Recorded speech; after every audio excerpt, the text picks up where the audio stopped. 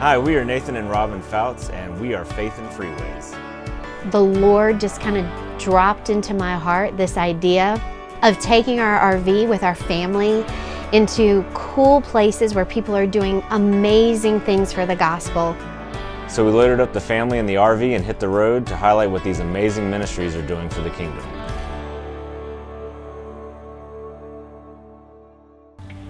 Hey, this is Nate and Robin Fouts, and we are Faith in Freeways. And today we are at our home church, which is Waymaker.Church. We were part of Waymaker before it even became Waymaker, and that is the story that you're going to learn today, is this name change of what it once was and now what it is. And we're excited for you to see that story and to learn more not only about our church and our family, but also about our friends Jon and Tammy Dupin.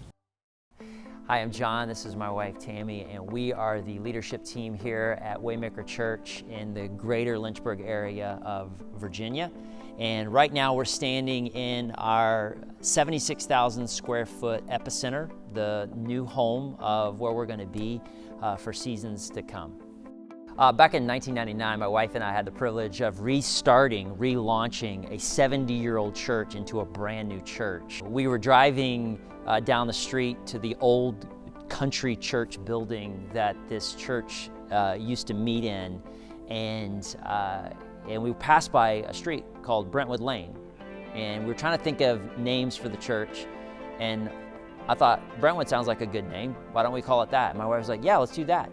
What I didn't know is that name would follow us even though we would move further and further away from that original building and that street sign. So we've spent so much time in different locations. One of them was a high school called Brookville High School, and we met in a moose lodge, and we also finally went into our permanent facility in 2004, and we were so excited as we built this building. But what we realized right after we began to move in, we had already run out of space.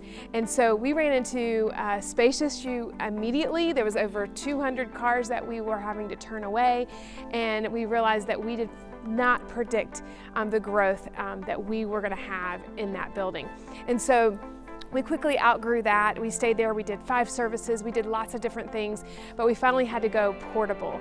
And once we went portable, we did that for the last 9 years. People would ask us from time to time, like, hey, what does Brentwood mean?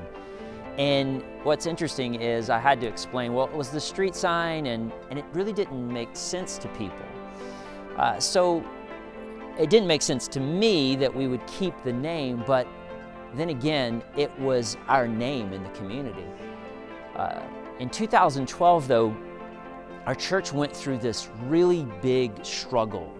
It was a time where we were kind of figuring out what our next season was, and some of our leadership team began to move on to other things, and we went through this time, just this dry season, this desert season as a church. And it was a time really for me as a leader where I felt like, man, have I lost it? You know, I mean, have I lost this vision? Is this really what I'm supposed to do? In fact, it was a very humbling period of time where people started to leave the church, and I started to really question whether or not I was going to continue to be a part of what God was doing in this church. But through a time of prayer and fasting, God confirmed for my wife and I that we were supposed to lead the church into the next seasons. But I always went back to that 2012 season as almost like a crossing the river moment, like Jacob crossing the Jabbok River in Genesis. And it was that moment where he wrestled with God, and in that wrestling, God changed his name and gave him a reminder of his vision. And that always sort of stuck with me. And then in 2016, we went through this campaign called Waymaker. We were raising money to buy land and to later start to build our next future facility. And I really loved the name of it. It started to resonate with me. In fact, it started to become really verbiage in our church. At the end of 2016, I went to our leadership team and I said, what do you think about renaming the church? That name Brentwood it was a street name. It hasn't really meant anything. And there was this moment where people on my leadership team said, well, it means something to me. And other people said, it means something to me too. And some said, okay, yeah, maybe we should change the name. And we never really got unity. And so I said, okay, well, maybe now is not the time to change the name of the church. But I couldn't shake it. I couldn't shake it. In 2017, I couldn't shake it. In 2018, I couldn't shake it. And then at the dawn of 2019, right before our 20th anniversary as a church, I approached our leadership team again and I said, we're getting ready to enter into our new building, our 76,000 square foot building. That's going to be really the epicenter of what God's going to do in the seasons to come. It's our 20th anniversary. We're walking into a new space. What do you think about changing the name to Waymaker.Church?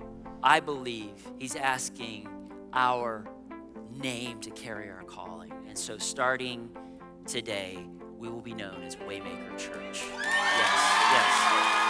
You can show that. Yep, there we go.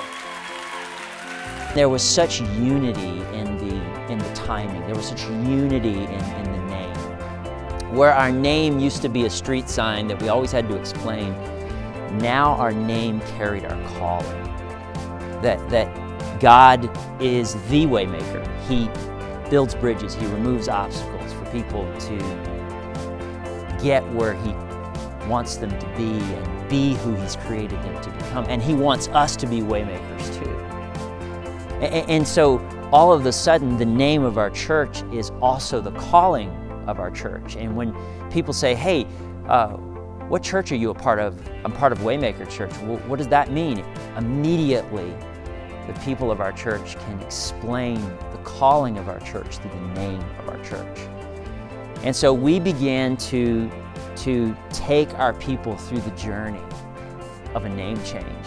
And it was quite a journey as we began to share the angst and the struggle of 2012 and how we crossed over a river and how me specifically as a leader felt like we were crossing over into a new calling.